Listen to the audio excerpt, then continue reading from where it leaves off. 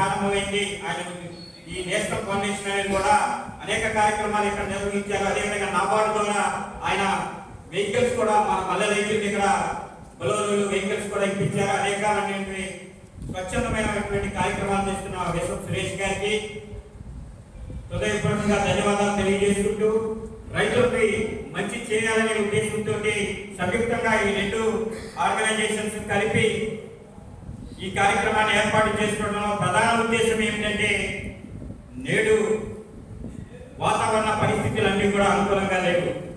ఈరోజు ప్రపంచంలో global warming అనేది ఉంది. అంటే ప్రపంచంలో ఈ గాలిలో CO2 శాతం అనేది పెరుగుతూ ఉంది. కాబట్టి వాతావరణం వేడెక్కుతూ ఉంటుంది.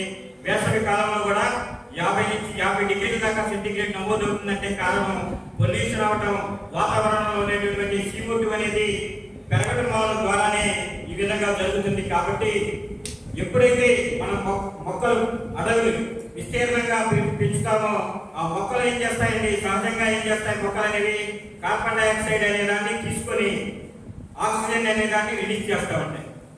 మొక్కలలో అనేది కార్బన్ డైఆక్సైడ్ శాతం ఎలా ఉంటుందంటే ఇందాక ఆయన చెప్పారు. అదేవిధంగా మేము కూడా ఆర్గానిక్ కెమిస్ట్రీ చేసాము. స్టూడెంట్ గారు చెప్తున్నా, కార్బన్ డేటింగ్ అనేది ఉంటుంది. ఒక మొక్కకి వయసు ఎంత ఉంది అని కనుక్కోవాలంటే ఆ మొక్కలో ఉన్న ఏడు నుంచి కాండం నుంచి కార్బన్ డేటింగ్ చెప్పి ఈ వృక్షానికి 200 సంవత్సరాల ఏళ్ళు ఉన్నాయి, 300 సంవత్సరాల ఏళ్ళు ఉన్నాయని చెప్పాలంటే ప్రధానంగా చూసేది ఏంటంటే కార్బన్ డైఆక్సైడ్.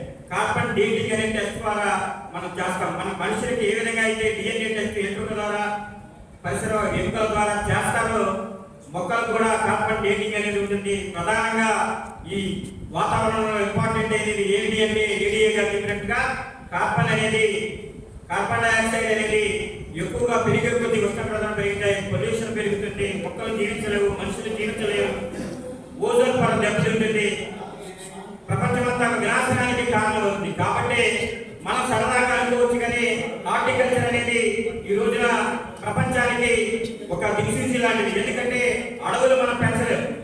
ఎవరో మహానుభావులు ఉంటారు. హైదరాబాద్ లో ఒక ఆయన ఇటీవల నేను చూసి 60 ఎకరాలు తన సొంత భూమిని అతగులకి అంకితం చేశాడు.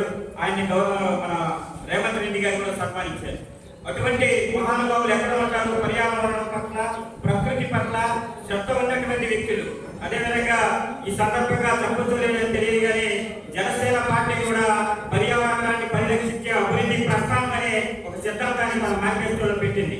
ఎందుకంటే రానున్న తరాలన్నీ కూడా బాగుండాలంటే మన చెట్లు పెంపకం జరగాలి. అది అడవుల ద్వారా కానివ్వండి, హార్టికల్చర్ పంటల ద్వారా కానివ్వండి, ఈ విధంగా మొక్కలు పెంచడం ద్వారా కానివ్వండి, మన కార్బన్ డైఆక్సైడ్ అనే దాన్ని తగ్గించుకోగలిగితే మనం ఆదాయాన్ని పెంచుకుంటూనే రైతులకు ఏదైతే గిట్టుబాటు ధర ఉంటుందో దాన్ని అటువంటి మొక్కలను ప్రోత్సహిస్తూ ఆయన చెప్పారు ఇంతకు ముందే మూర్తి గారు, 3 రకాల మొక్కలు పెంచుకుంటే మీకు ఆర్థిక వెసులుబాటు ఉంటుందని. ఒకదానికి రేటు తక్కువగా ఉన్నాయి. ఫర్ ఎగ్జాంపుల్ కొబ్బరికి రేటు తక్కువగా ఉందనుకోండి, అదే మీరు వేరొక పంట వేసినప్పుడు, సపోటాలో వేరే పంట ఆశించినప్పుడు దాని ద్వారా ఎక్కువ లాభాలు చేకూర్చేటువంటి. అంతిమంగా లక్ష్యం ఏంటంటే రైతు బాగుండాలి, వాతావరణం బాగుండాలి, తద్వారా రైతు సంపాదన కూడా పెరగాలి, పర్యావరణం పరిరక్షించాలి, ప్రపంచం గ్లోబల్ వార్మింగ్ గురికాకూడదు, ఆరోగ్యవంతమైన జీవితాలు కూడా ఉండాలి అని చెప్పి మనందరం కూడా కోరుకోవచ్చు. చక్కగా రైతులకి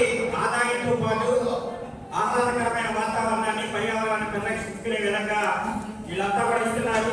నేను ఇంతకుముందే విన్నాను.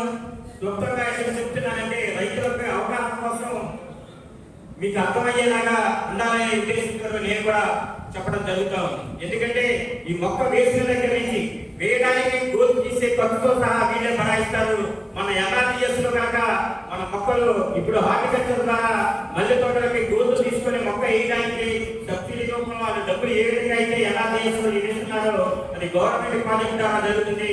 ఇవి ఈ నేషనల్ ఫౌండేషన్ వీటి ద్వారా జరుగుతుంది. కాబట్టి మీకు డబ్బులు ఇవ్వడంతో పాటు మొక్క పెంపకానికి అయ్యే ఖర్చులు కూడా వీళ్ళు భరాయిస్తా ఉన్నారు. కాబట్టి తద్వారా CO2ని మీరేమన్నారు సార్, క్రెడిట్ పాయింట్స్ అనేవి ప్రతి 3 సంవత్సరాలకి 3.5 సంవత్సరాలకి క్రెడిట్ పాయింట్స్ అనేవి ఇస్తూ ఉంటారు. మనం జనరల్ గా బ్యాంకులో ట్రాన్సాక్షన్ చేసినప్పుడు క్రెడిట్ పాయింట్స్ చూస్తూ ఉంటాం. కానీ రైతుకి క్రెడిట్ పాయింట్స్ ఇవ్వడం ద్వారా ఆయన ఆదాయాన్ని పెంచేటట్టుగా చేసే ఇది వినూత్నమైన కార్యక్రమానికి మంచి శ్రీకారం చుట్టాలని, దీనికి నాంది పలికింది ఇక్కడ మైలవరం మండలం రెడ్డిగూడెం మండలాన్ని పైలట్ ప్రాజెక్ట్ గా వీళ్ళు తీసుకున్నారు. మన మైలవరం మండలంలో కానీ రెడ్డిగూడెం మండలంలో కానీ ఉన్నటువంటి రైతులు దీనికి ఆసక్తి చూపాలి. అదేవిధంగా మీరు ఏదైతే పంట సాగు చేస్తున్నారో మీ వ్యవసాయ భూమికి అనుకూలంగా మీకు ఏ పంట దిగుబడి రాని పరిస్థితుల్లో మీరు ఏమైనా ఆశ్రయిస్తే వాళ్ళు మీకు మొక్కలు ఇస్తారు, దాన్ని తప్పకుండా చేసుకోవచ్చు. అదేవిధంగా మనకి ప్రధానంగా పరిరక్షణ లాగా మనం వాళ్ళ చుట్టూతా కూడా మనం ఈ టేకు చెట్లు కూడా శ్రీకారం చేపిస్తారు. టేకు ఎర్రచందనం టేకు అనేవి వస్తాయి, అవి భవిష్యత్తు తరాలకు కూడా ఉపయోగపడేవి. కాబట్టి వీళ్ళు దాదాపు 30 సంవత్సరాలు 40 సంవత్సరాలు ఉండాలని అంటున్నారు. కాబట్టి టేకు చెట్లు చూడండి, మార్కెట్ యార్డ్ పరిధిలో కూడా హోటల్లో టేకు చెట్లు ఉన్నాయి. అదేవిధంగా మనం లక్ష్యంగా టేకు చెట్లు పెట్టుకొని లోపల పంట సాగు చేసుకోవచ్చు. దానివల్ల కూడా భవిష్యత్తులో 20 సంవత్సరాలు 10 సంవత్సరాల తర్వాత అయినా సరే మీకు మెరుగైన ఆదాయం టేకు ద్వారా వచ్చే అవకాశం ఉంది. కాబట్టి ఇది మంచి ప్రాజెక్ట్. కాబట్టి రైతులందరూ కూడా ఆలోచించండి. మీ దగ్గరికి ఈ ప్రాజెక్టుకు సంబంధించిన వాళ్ళందరూ కూడా వస్తారు, మిమ్మల్ని కన్సల్ట్ అవుతారు. కాబట్టి ఎక్కువ మంది రైతులు మోస ధోరణిలో వ్యవసాయం చేయకుండా ఒకే పంటని పదే వేయకుండా రకరకాల పంట మార్పిడి చేయడం ద్వారా కూడా మెరుగైన ఫలితాలు మీరు పొందే అవకాశం ఉంటుంది. కాబట్టి దీన్ని ప్రోత్సహించాలని చెప్పేసి మన మంచి సదుద్దేశంతో మన మైలవరం రెడ్డిగూడెం మండలానికి అవకాశం ఇచ్చినటువంటి నేస్తం వారాహ ఫౌండేషన్ వారికి కూడా నా హృదయపూర్వకంగా ధన్యవాదాలు తెలియజేసుకుంటూ మీరందరూ కూడా దీన్ని ప్రోత్సహించాలని చెప్పేసి కోరుకుంటూ ఈ అవకాశం అందించినటువంటి గౌరవ పెద్దలందరికీ, రైతులకి, ఇక్కడ వచ్చేసిన అధికారులందరూ కూడా హృదయపూర్వకంగా ధన్యవాదాలు తెలియజేసుకుంటున్నాను.